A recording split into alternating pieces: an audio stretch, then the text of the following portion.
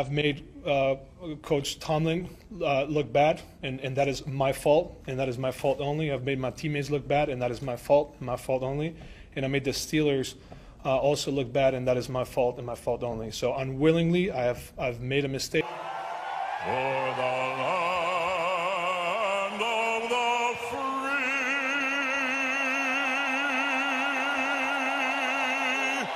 and the home of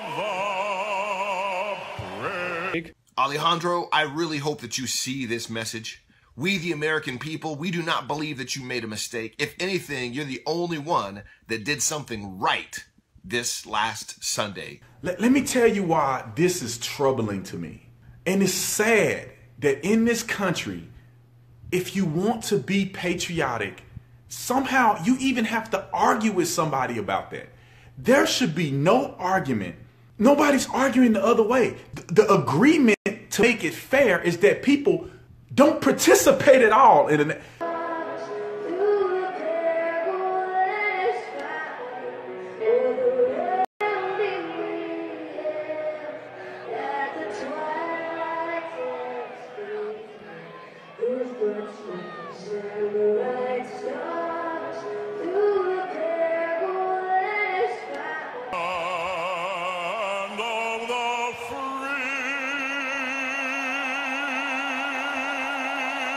You stood and saluted our flag and gave respect to our national anthem. The fact that you had to, because I'm sure you had to, I'm sure you were forced to come out and apologize for saluting our flag and standing for our national anthem is disgraceful. You should not have to apologize for what you did. You did not make a mistake. He even had the question and asked team captains that we're even having this discussion of whether or not a person has to sit out of the national anthem in America. So Alejandro Villanueva, thank you so much for taking a stand for our national anthem. If you out there watching this video right now, if you agree with this message, let's show Alejandro that we support him.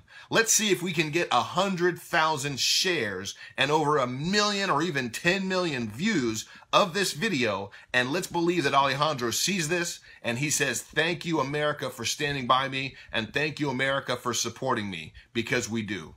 People tell me that I'm not even black anymore because I have a different opinion. It's sickening that this kid got up and apologized and said he embarrassed the team. The team embarrassed themselves by having a dilemma of whether or not they should be out there at the national anthem or not. Mike Tomlin should be ashamed of himself. Take a stand, brother. You are the team leader. You need to take a stand and say, no, we're going to go out there and everybody's going to stand up. You can take a seat after you done playing. When you get off work and you clock out, then you can yell. I can't go and take a knee while I'm in uniform. I can't go and be doing stuff at work thinking I'm an activist. Then why in the world as a profession they can do that and somehow it's acceptable? But it's only acceptable on one side, because God forbid if a non-minority person wants to stand for something that's going to offend people. God forbid if one of those coaches actually said, I don't agree with people taking a knee and I'm going to make everybody stand. God forbid. He will be crucified. The double standard is vicious. A young man in America have to have a dilemma of whether or not he should go out on a national anthem or stay with his team who are being disrespectful. And he said that it's a miscommunication, that people aren't disrespecting. Well, why don't you kneel at another time? The national anthem has nothing to do with the football game. Why don't you take a knee after you make a tackle? Why don't you take a picture of yourself taking a knee in some of these public schools that are having a difficult time? Why the national anthem? Why when the American flag is flown that you feel like that is your point in time, you need to be an activist? I just, for the life of me, I don't understand. There's so many times during the game that I didn't see Tim Tebow praying to God during the national anthem. He did his thing in the pregame. He did his stuff in the postgame. People are going to watch you in pregame. People are going to watch you in the postgame. People are going to watch when you make a touchdown.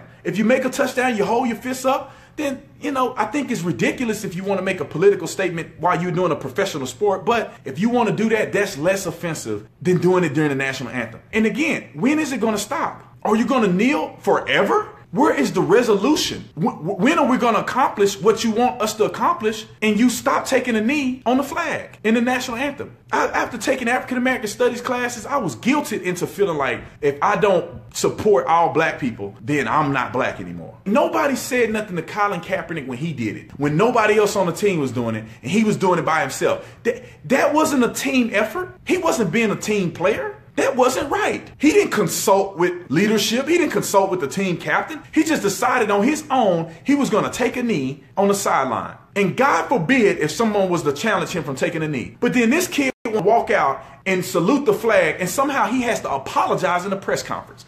The double standards are vicious, man. Colin Kaepernick didn't need approval. Colin Kaepernick didn't need to work with the team. Colin Kaepernick didn't have to be a team player. Nobody's talking about the lack of team player mentality that Colin Kaepernick had when he decided to just be ridiculous. Nobody was doing that but him. But to be a patriot, you have to be politically correct. You can't go off of your heart. You can't go off of your passions. You have to somehow get approval from idiots. The biggest complaint is that there's injustice and there's police brutality, specifically against African Americans. Both of these are falsehoods and false narratives. And let me tell you why. And if you don't agree with me, then give me some stats that prove me otherwise. First of all, it has already been proven that African Americans aren't inherently attacked and brutalized by police officers for doing nothing. They're not brutalized at a higher rate than anybody else. FBI statistics have shown time and time again, I post them on my page, that Caucasian people are killed twice as much at the hands of police than black African Americans. Somebody help me and show me these videos of a black person doing nothing and just getting killed. I would be out there right now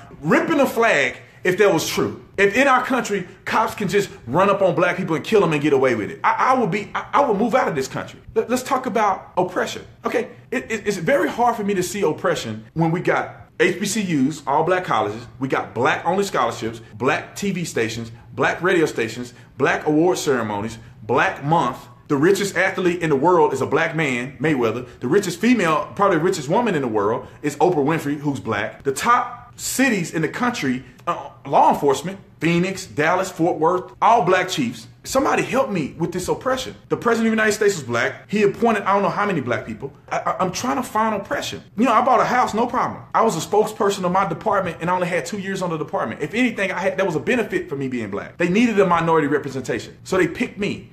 And so, you know, I've talked to my teammates about the situation. Hopefully they understand it. If they don't, I still have to live with it because the nature of this debate is causing a lot of very heated reactions from fans, from players.